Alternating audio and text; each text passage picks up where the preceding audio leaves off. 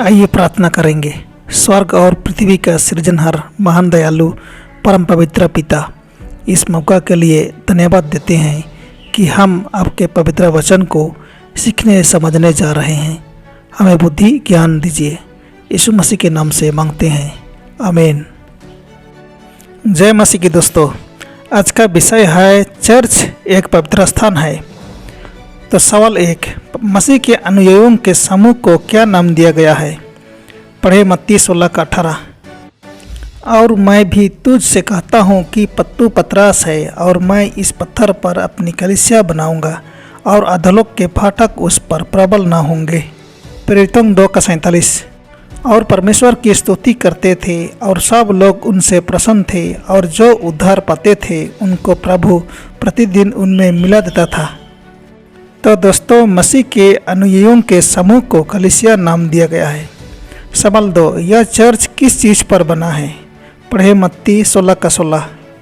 समौन पतरस ने उत्तर दिया, तू जीवते परमेश्वर का पुत्र मसीह है। इफिसियों 2:20-22। और प्रेरितों और भविष्यवक्ताओं की नींव पर, जिसके कोने का पत्थर मसीह यीशु आप ही है, बनाए गए हो, जिसमें सारी रचना एक साथ मिलकर प्रभु में एक पवित्र मंदिर बनती जाती है, जिसमें तुम भी आत्मा के द्वारा परमेश्वर का निवास स्थान होने के लिए एक साथ बनाए जाते हो। तो यह चर्च प्रभु यीशु मसीह पर बना हुआ है। सवाल 3, प्रेरित पतरस इससे क्या कहता है? पढ़ें पहला पतरस अध्याय 2:4-10 वचन। उसके पास आकर, जिसे मनुष्यों ने तो निकम्मा ठहराया, परंतु परमेश्वर के निकट चुना हुआ और बहुमूल्य जीवता पत्थर है, तुम भी अब जीवते पत्थरों के समान आत्मिक घर बनते जाते हो, जिससे याजकों का पवित्र समाज बनकर ऐसे आत्मिक बलिदान चढ़ाओ जो यीशु मसीह के द्वारा परमेश्वर को ग्रहण योग्य हो। इस कारण पवित्र शास्त्र में भी लिखा है, देखो मैं सिय्योन में कोने के सिरे का चुना हुआ और बहुमूल्य पत्थर धरता हूँ, और जो कोई उस पर विश्वास करेगा वह किसी रीति से लज्जित नहीं होगा। अतः तुम्हारे लिए जो विश्वास करते हो वह तो बहुमूल्य है, पर जो विश्वास नहीं करते उनके लिए जिस पत्थर को राजमिस्त्रियों ने निकम्मा ठहराया था, वही कोने का सिरा हो गया, और ठेस लगने का पत्थर और ठोकर खाने की चट्टान हो गया है, क्योंकि वे तो वचन को न मानकर ठोकर खाते हैं, और इसी के लिए वे ठहराए भी गए थे। पर तुम एक चुना हुआ वंश और राज पदाधारी, याजकों का समाज और पवित्र लोग और परमेश्वर की निज प्रजा हो, इसलिए कि जिसने तुम्हें अंधकार में से अपनी अद्भुत ज्योति में बुलाया है, उसके गुण प्रकट करो। तुम पहले तो कुछ भी नहीं थे, पर अब परमेश्वर की प्रजा हो। तुम पर दया नहीं हुई थी, पर अब तुम पर दया हुई है। सवाल 4, सच्चे सदस्यों के नाम कहाँ लिखे जाते हैं? पढ़ें प्रकाशित वाक्य 3:5। जो जाए पाए उसे इसी प्रकार श्वेत वस्त्र पहनाया जाएगा, और मैं उसका नाम जीवन की पुस्तक में से किसी रीति से न कटूंगा, पर उसका नाम अपने पिता और उसके स्वर्गदूतों के सामने मान लूँगा। प्रकाशित वाक्य 21:27।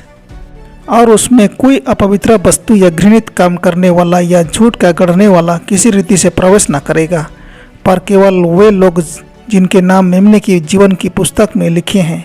दोस्तों, सच्चे सदस्यों के नाम जीवन की पुस्तक में लिखे जाते हैं। सवाल 5, मसीह जो चर्च से प्रेम करता है वह क्या चाहता है? इफिसियों 5:25-27। हे पतियों, अपने अपनी पत्नी से प्रेम रखो, जैसा मसीह ने भी कलीसिया से प्रेम करके अपने आप को उसके लिए दे दिया, कि उसको वचन के द्वारा जल के स्नान से शुद्ध करके पवित्र बनाए, और उसे एक ऐसी तेजस्वी कलीसिया बनाकर अपने पास खड़ी करे, जिसमें न कलंक, न झुर्री, न कोई ऐसी वस्तु हो, वरन पवित्र और निर्दोष हो। दोस्तों, मसीह चर्च से यह चाहता है कि वह पवित्र और शुद्ध बने, और ऐसी तेजस्वी कलीसिया बने जिसमें न कलंक, न झुर्री, न कोई ऐसी वस्तु हो, वरन पवित्र और निर्दोष हो। दोस्तों, आत्मिक अंधकार के युगों के दौरान परमेश्वर की मंडली चर्च एक ऐसी शहर की जैसी थी जो पहाड़ियों के ऊपर थी। युग युग से क्रमिक पीढ़ियों के माध्यम से स्वर्ग के शुद्ध सिद्धांत इसकी सीमाओं के भीतर प्रकट होते रहे हैं। चाहे यह कमजोर और दोषपूर्ण प्रतीत हो, चर्च ही एक ऐसी वस्तु है जिससे ईश्वर एक विशेष अर्थ में अपना सर्वोच्च सम्मान प्रदान करता है। यह उनकी कृपा का रंगमंच है, जिसमें वह दिलों को बदलने की अपनी शक्ति को प्रकट करने में प्रसन्न होता है। पृथ्वी पर चर्च उन लोगों से बना है जो ईश्वर के प्रति वफादार और ईमानदार हैं। वह सच्चा तंबू है, इब्रियों 8:2, जिसका मुक्तिदाता सेवक है। एक पवित्र तंबू उन लोगों से बना होता है जो मसीह को अपने व्यक्तिगत उद्धारकर्ता के रूप में विश्वास करते हैं। मसीह सच्चे तंबू का सेवक है, उन सभी का महायाजक है जो व्यक्तिगत उद्धारकर्ता के रूप में उस पर विश्वास करते हैं। दोस्तों, यह याद रखने योग्य खूबसूरत बातें हैं कि नंबर 1, पवित्र स्थान वह है जहाँ ईश्वरीय उपस्थिति निवास करती है और जहाँ भी ईश्वर है वह पवित्र है। जैसे नंबर ए, आदम और हवा के लिए अदन का बटिका एक पवित्र स्थान था। उनके पतन के बाद वे बगीचे के स्वर्गदूतों द्वारा संरक्षित द्वार पर परमेश्वर से मिलते थे।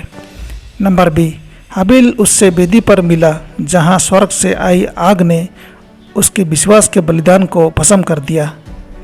नंबर सी, हनोक ने उससे सेवानिवृत्ति के स्थान पर मुलाकात की जहां वह परमेश्वर से बात कर सकता था। हनोक का दिल अनंत खजानों पर था। उसने स्वर्गीय नगर को देखा था। उसने सियोन के बीच में राजा को उसकी महिमा में देखा था। उसका मन, उसका दिल, उसकी बातचीत स्वर्ग में थी। नंबर डी, इब्राहिम उससे प्रार्थना के गुप्त स्थानों पर मिला और उससे अच्छी तरह से जानता था। नंबर ई, याकूब ने बेथेल में उससे मुलाकात की और घोषणा की, निश्चय ही प्रभु इस स्थान पर है। उत्पत्ति 28:16। नंबर एफ, मूसा ने पहाड़ी स्थानों पर उसके साथ बातचीत की और लोगों के पास लौट आया। उसका चेहरा ईश्वरीय उपस्थिति के प्रतिबिंब से चमक रहा था। नंबर जी, भविष्यवक्ताएं, नबियाँ, पुरोहित, राजा उससे मिले और उन्होंने उस स्थानों को पवित्र माना जहाँ वे उससे मिले थे। तो नंबर 2, तंबू जंगल में बनाया गया था और बाद में सिलो में स्थित हुआ। इसके बाद डेविड थोड़े समय के लिए एक तंबू बनाया जिसमें संदूक को रखा गया था। फिर सुलेमान का मंदिर और जेरुब्बाबेल का मंदिर आया। यह अंतिम वाला पिछले वाले से अधिक गौरवशाली था क्योंकि ईश्वर के महान पुत्र ने इसके दरबार में शिक्षा दी थी। हेरोदेस का मंदिर जेरुब्बाबेल का मंदिर था जिससे हेरोदेस के निर्देशन में 36 वर्षों के काम से सुशोभित किया गया था। नंबर 3, पृथ्वी पर परमेश्वर का चर्च उसका मंदिर है। नंबर 4, व्यक्तिगत शरीर ईश्वर का मंदिर है। यदि ऐसा है तो वह उसमें निवास करता है। नंबर 5, विनम्रता और श्रद्धा को परमेश्वर की उपस्थिति में आने वाले सभी लोगों के व्यवहार की विशेषता होनी चाहिए। परमेश्वर का बहुत आदर करना चाहिए। वे सभी जो वास्तव में उसकी उपस्थिति का एहसास करते हैं उसके सामने विनम्रता से झुकेंगे और याकूब की तरह परमेश्वर का दर्शन को देखकर वे चिल्लाएंगे, यह जगह कितनी भयानक है। यह कोई और नहीं बल्कि परमेश्वर का घर है और यह स्वर्ग की द्वार है। उत्पत्ति 28:17। तो दोस्तों, आज के लिए इतना ही। परमेश्वर आपको आशीष दे। आमीन।